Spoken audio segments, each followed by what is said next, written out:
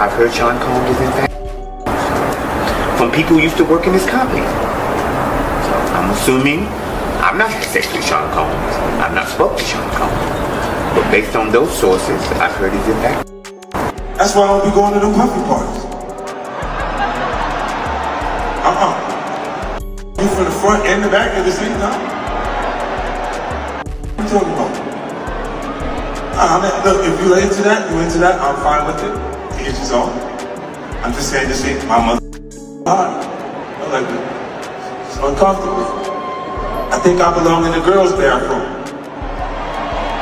That is going on. Busta Rhymes' alleged trans ex just came forward and dropped bombshells that got the whole game buzzing, finally exposing what really went down between him and Diddy for years.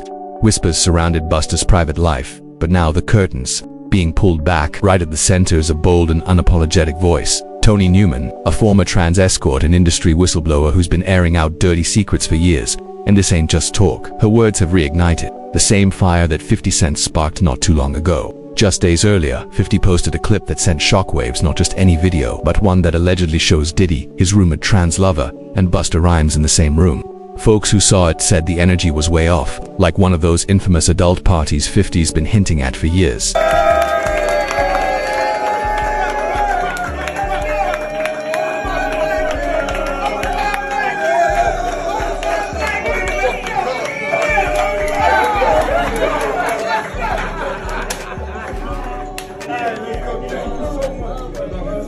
And the streets are saying 50's just warming up, that he's got way more footage locked and loaded.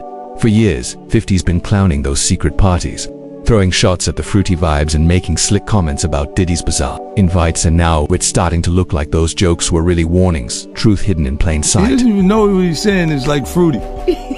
You know what I'm saying? Like, he said something fabulous and he goes, yo, but me and you, we ain't party. Like, we need to party. What is he talking about? Incense is going off. When people say that to me, I get a little uncomfortable. I get uncomfortable. Like he said something to me one time, a long time ago, at Chris Lighty's wedding. He told me he'd take me shopping. I looked at him like, what'd you just say? Let me move, man, before I do something. You're gonna make me mess up the wedding. Oh, that's a nice gesture. Let me get out of no, dude, take me. That's what a guy says to a girl. That's why I don't be going to them puppy parties. You from the front and the back at the same time? What are you talking about? Look, if you're into that, I'm fine with it. To each his own. I'm just saying this ain't my mother. I like it. It's uncomfortable. I think I belong in the girls' bathroom.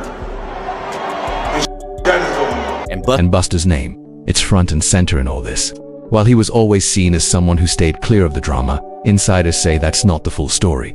Not only was Busta allegedly present, they say he played host. Tony Newman was one of the first to claim that Busta helped bring folks in, and not the usual party girls. We're talking young fat boys. And that's where things get uncomfortable. Sean Combs is in fact from people who used to work in his company. So I'm assuming I've not had sex with Sean Combs. I've not spoke to Sean Combs. But based on those sources, I've heard he's in fact. According to certain sources, Busta was even selecting and passing them along, allegedly entertaining them before sending them Diddy's way. Sounds wild, right? But when you line that up with what people like big homie CC have exposed, it all starts making sense. CC, who's been deep in the industry scene for years, claims Busta had unique requests in VIP sections, and it had nothing to do with bottles or dancers. Allegedly, he was all about young men, handpicked and brought to him or passed around. Bro, like, it was a lot of females in there who stand up when they use the bathroom. You see what I'm saying? So I'm thinking to myself, like, man, like, this kind of wild on, bro. Like, this how y'all come. If this how y'all live, it's how y'all live. But they want to keep it a secret. You see what I'm saying? So he real touchy-feely too. Like, he grabbed this other guy, I know, by his neck. Grabbed him by his neck and was like, do you have love in your heart, young man? You want to be a roach? Or you want to walk with God? I'm looking like, no, I seen him holding hands with two men. Like this. I seen that. So, you know, like they'll have a dude come out with the paper, sign an NDA. No, I'm going to the car, bro, I'm good. I'm not signing no NDA. I'm going to the car. I'm good. Seeing that, bro. So seeing all this come in the news, people was telling me I was crazy. Said I was a hater. Hating on what? And when you see it all through Tony Newman's testimony, it don't feel like just rumors anymore. It's giving calculated pattern, and she didn't stop at Busta. Tony named others to LL Cool J, Mr. C, Eddie Murphy, and of course, Diddy. She says she's got receipts, evidence proving some of the biggest names in Black Hollywood are hiding double lives, using their power to silence the truth and bury stories. According to her, the moment she started speaking publicly, legal threats came fast. LL's team allegedly sent cease and desists, and she says both Diddy and Busta tried to shut her down too. In my book, the memoir I Rise, published in April 2011, and some of those that I have spoke publicly on is LL Cool J. I met as a street prostitute 15, 16 years ago. Baby girl was draped in Chanel. The encounter with LL Cool J was a one-time encounter. I serviced LL Cool J. I knew it was LL Cool J, and he knew, in fact, I was transgender. We never spoke again. We didn't text, email, call. We didn't exchange any numbers or contact information. I never saw him again. I saw Eddie Murphy 15, 16 years ago pick up friends of mine on that street block in New York City. Hey boy, you look mighty cute in them jeans. Eddie Murphy was on the strip. Her story even connects to Eddie Murphy's scandal back in 1997. Eddie got caught up in an incident that nearly wrecked his career when he got pulled over late at night in West Hollywood.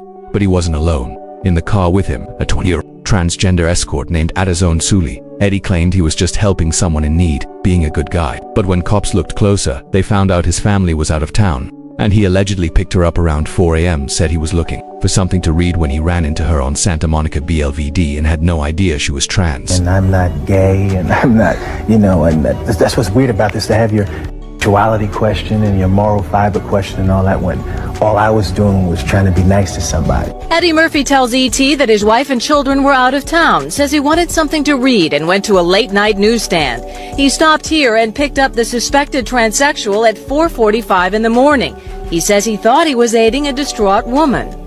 Looks like a pretty Hawaiian girl in the corner crying. It looks like she was crying. She goes, oh, Eddie Murphy. She noticed him at the light. She recognized Eddie Murphy. Oh my God. So I go, what are you doing? Why are you out here working the streets so late? She goes, oh, I'm on my way home. Can you give me a ride home? Eddie told E.T. that his wife and kids were out of town. Said he just wanted to grab something to read, stopped at a newsstand, and thought he was helping a woman in distress when he picked her up. Smashed him when it was a girl? I didn't smash anything. So how you know we that? Made love. We made love. Who you made love with? Diddy, Bow Wow, Busta Rhymes. You just told me you seen Busta in the airport too. That motherfucker tried to act like he didn't know you. You smashed Drake? No, I never smashed. Oh, you made love to Drake. And then there's Orlando Brown. Folks been laughing at him for years, brushing off his wild claims as just another breakdown, but go back and really listen. He's been calling out Busta Rhymes too. Orlando once said he had a relationship with Busta. Everyone dismissed it as another Hollywood meltdown, but now it's sounding a little too familiar.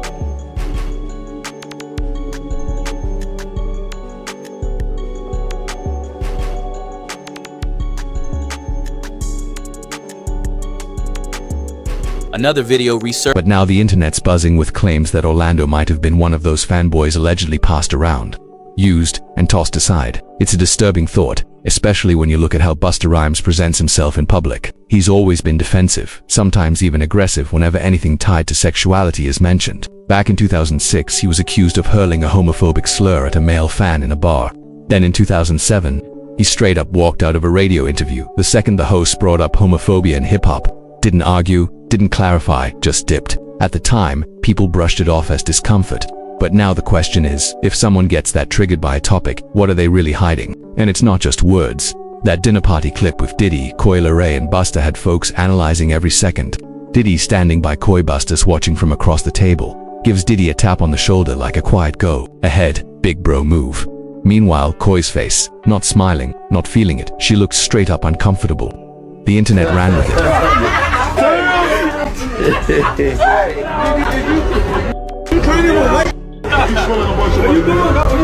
Watching the rest of the show.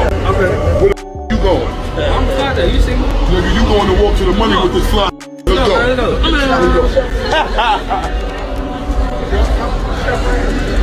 And right then there's another clip that started circulating, Busta interacting with Jeremy, a much younger artist. You can see Busta getting real close, leaning in, and at one point, even sniffing him. Jeremy looked caught off guard, trying to laugh it off, but you could see the discomfort. At first, folks joked, calling Busta goofy, but with all these allegations piling up, that moment doesn't seem so harmless anymore.